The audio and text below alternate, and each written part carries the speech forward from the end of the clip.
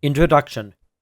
This video presents the English translation of a German language article entitled China, ne juǎn, originally published in German in issue number 107, spring 2021, of the German online socialist magazine Wildcat, and subsequently published in English translation on the Chinese online socialist magazine Chuǎng. See the video description for links to these publications. This video is separated into these sections. 1. Management like in the classroom. 2. Racism in everyday life. 3. 3 everyday observations. 4. How propaganda works. 5. Summary. See the video description to navigate the content. From this point, everything I say is a direct quotation of the article itself. There will be no further commentary from me. That belongs in a different video. Management like in the classroom. In the last 2 months, 2 deaths related to overwork and overtime at online retailer Pinduoduo have revived the debate about 996, that is, working from 9 a.m. to 9 p.m. 6 days a week, and unpaid overtime has been revived. When I asked why there was so little collective resistance if everyone was complaining about the pressure to do overtime, a friend replied that it was due to a lack of trust. She herself has worked as a graphic designer in 5 different companies over the past few years and has never lasted longer than a year anywhere.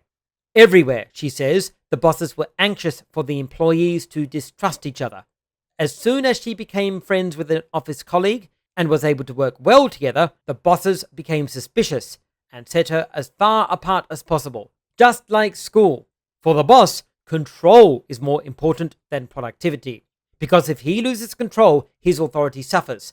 Low employee productivity, on the other hand, leads to overtime and low wages for them, not for the boss. Another acquaintance whose friend had worked at Pinduoduo explained the willingness to work 300 or more hours a month with the high starting salaries at Pinduoduo. Young college graduates try to do crazy overtime for a few years with the hope of saving up and buying a home. Most of them actually leave after 1, 2 or 3 years. There is a lot of distrust among colleagues, he says, and everyone fears being ratted out immediately if they suggest refusing to work overtime together. My question was met with understanding by others, and at the same time was seen as an indication of me being an outsider, because within the treadmill, no one apparently even thinks about refusing overtime as a team. Against individual forms of working slow or other unwanted behavior, schools, like factories and offices, now use all sorts of monitoring technologies, such as facial recognition, seat cushions with sensors, and the like, to automatically detect and punish misbehavior, such as daydreaming, resting on the table, or going to the bathroom a few seconds too long. This justifies pay deductions and trains behavior geared toward avoidance of mistakes, criticism, and especially punishment. Everyone keeps quiet, and no one actively steps forward with new ideas and solutions either. Pointing out gaps in knowledge and small mistakes in others is associated here with marking superiority and authority to a degree that I wasn't used to before, and unfortunately extremely common among men. As long as bosses insist on the exploitation of absolute surplus value, that is, on long working days, colleagues will continue to dawdle and put the brakes on modernization. If individual bosses stop insisting on long work days and hard deadlines, then everyone feels encouraged to slow down even more. Under these conditions, it's just as hard for me to imagine the bosses pushing through significant productivity increases as it is for my colleagues to collectively force the shortening of long work days. How could the team collectively become aware of the fact that the boss depends on us and that we basically already have all the knowledge to implement the job and therefore can influence the organization of work and the setting of deadlines? These examples all concern well-educated office workers. 2 years ago, I was still hopeful that the 996 complaints would contribute to a rethinking of the work culture here, because the IT people have certain leverage. 2 years ago, I was still hopeful that the 996 complaints would contribute to a rethinking of the work culture here, because the IT people have certain leverage that they could use. But the leverage is not their technical training or their place in the production chain. The leverage can only be in solidarity by doing it together. As individuals, they are as interchangeable as a worker on an assembly line. But while the latter have managed a whole series of strikes, the former don't get anything done at all. Racism in everyday life. I have lost count of my own encounters with racism. Several times, as a foreigner, I was denied access to neighborhoods and transportation. I was told that foreigners could not handle the pandemic responsibly, were unreasonable, and did not wear masks. I had hotel reservations cancelled at the last minute. I was yelled at and threatened. I was told to my face that incoming foreigners, as opposed to returning Chinese, would carry the virus, etc. The special attention shown to me as a white European can turn into rejection and discrimination in the next moment. The same person who just praised my Chinese can, for example, because he has authority and responsibility as a gatekeeper, apply racial profiling and drive away the foreigner using obscure excuses. Racial profiling is taken for granted in the eyes of the vast majority and is built into facial recognition software by Alibaba, for example. Racist portrayals on television are virtually the norm. Friends published a small report of mine online about racist discrimination in Chinese, which received attention and approval in my close circle of acquaintances. Outside this narrow circle, I either encounter denial, I'm just misunderstanding something, or whataboutism. In other countries there would also be racism. Or I am told that Chinese are even worse to each other than they are to foreigners. In fact, discrimination against Chinese with slightly darker skin or from poorer parts of the country is widespread. Construction workers, for example, can be seen from afar by their stocky stature and sunburned bodies as they work in construction and come from poor and malnourished parts of the country. They erect the multi-million-dollar residential and office towers and earn not much more than the minimum wage. Their work crews are barracked in containers and have no contact with urban society. They have long work days and hardly any days off, wash their clothes by hand in vats in front of the housing container, and I have never seen anyone in construction wearing safety shoes or a welder wearing welding goggles. Even during the pandemic, when most hotels were empty, they were not paid for even the cheapest hotel rooms. Compared to the stigmatization and exclusion of construction workers, my own encounters with xenophobia are almost trifles. All three of these typical defenses people use to relativize the problem show a lack of confrontation with racism and an absence of universalist values. In the US and elsewhere, people take to the streets against racism. In China, leftist students made a documentary in April 2020 about the eviction of Africans in Guangzhou by landlords and authorities, which ends by insinuating that non-Chinese should better understand Chinese culture and language. 3 everyday observations. In 2017, informal film screenings and discussions in cafes were moderated, but the people who did the moderation were pretty open and relaxed and didn't seem to have a particular sense of mission.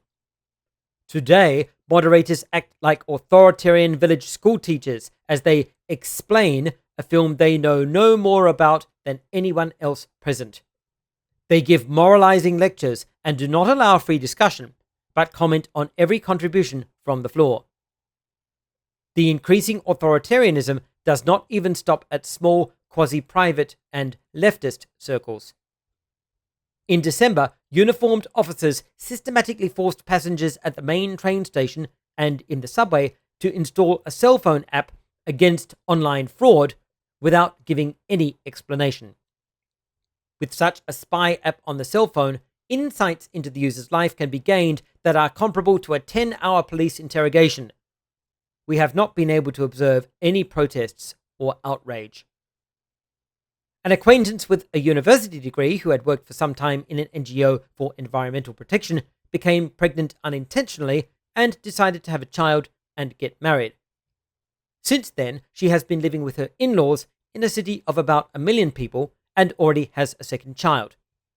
Her husband works about an hour's drive away and only visits her every week or two. She can't move in with him because he has an 8-year-old sister whose child-rearing duties have largely been assigned to her. When cooking, the 8-year-old calls her mother, who had left the house for errands, to give her daughter-in-law minute cooking instructions over the phone. Marriage still serves to appropriate female labor. Through marriage, the woman becomes part of the man's family and subject to the mother-in-law's command. How propaganda works. In addition to the corporate culture, state propaganda is also having an effect. The CCP basically propagates Chinese exceptionalism, Chinese-style socialism, Chinese culture, medicine, history, Chinese food, Chinese rule of law, and so on. Everything melts down to the formula that China is special. Therefore, non-Chinese could not judge China, and non-Chinese values cannot be applied to China, but other countries are very much supposed to learn from China. Imperialism, which all left and right Maoists and nationalists reject, is defined as the imperialism of whites. No matter how China acts in Central Asia, Africa, or elsewhere, it cannot be imperialist per se. The accusation of double standards against the West is correct, but it becomes absurd once we see it against the background of the CCP's rejection of universalist values as Western. For, according to the CCP, there cannot exist a uniform morality at all. The 12 core values of Chinese socialism of the Xi era include democracy, freedom, and the rule of law. Rule of law, but without separation of powers, so rather rule by law. Many believe that China is democratic.